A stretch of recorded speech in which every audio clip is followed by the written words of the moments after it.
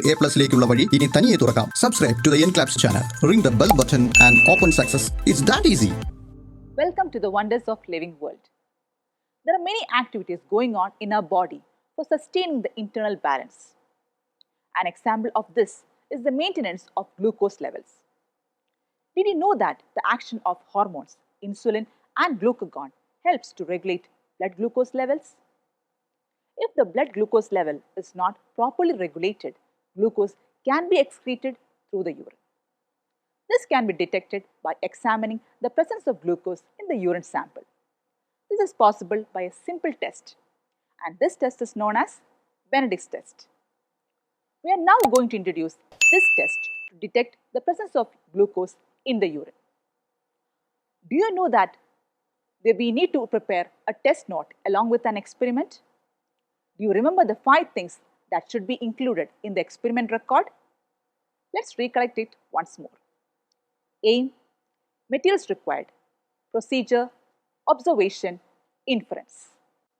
Did you know that the first 3 parts, the purpose of the experiment, the materials required for the experiment, and the sequence of work must be completed before the start of the experiment? The 4th part, the observation during the experiment, and the 5th part, conclusion or the inference, is done after the experiment. Now, what is the aim of the experiment? To detect the presence of glucose in the urine. Now, let's see what are the materials required. Here is a list of the tools needed to perform this experiment. Let me introduce to you one by one. Test tube holder, urine sample, Benedict's solution, spirit lamp.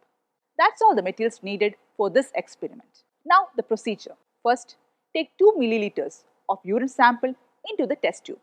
Add 2 ml of Benedict's solution into it. Heat for 2 minutes. Next, observation. The discoloration of the solution after heating for 2 minutes should be observed. By comparing the color of the solution on heating with the color indicator given in the Benedict's reagent will tell us the inference about the amount of glucose in the urine. Look, what color change does the solution make? It is blue in color, which indicates there is no color change, right? What does it mean?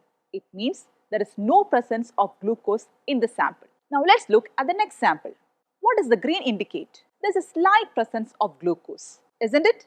Now let's look at the third sample. What color do you see? Orange. This is an indicator that there is moderate presence of glucose in the sample. Now what if the glucose level is still more or still rises? What color can we expect? Yes, it's the red.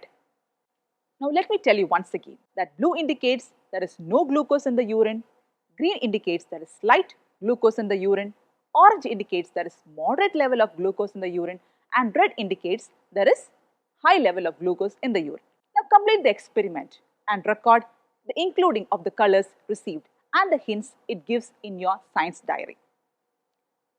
Now today's question. Write the answer for this question.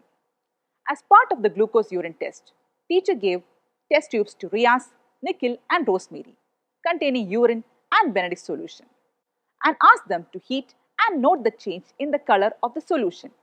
Riaz, orange color, Nikhil, blue color and Rosemary, green.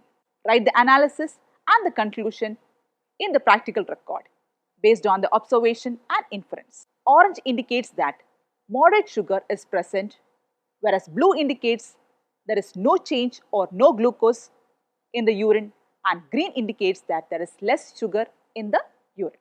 This change in the color of the sample and heating determines the amount of sugar glucose present in the solution. The actions of hormone that regulate all the metabolic processes in the body are yet to be learned. But till then, see you soon. 3 ലക്ഷത്തിലേറെ വരുന്ന ചോദ്യോത്തരങ്ങൾ ഏറ്റവും കുറഞ്ഞ ചിലവിൽ സ്വന്തമാക്കുവാൻ ഉടൻ തന്നെ download ചെയ്യൂ Enclaps, the learning app.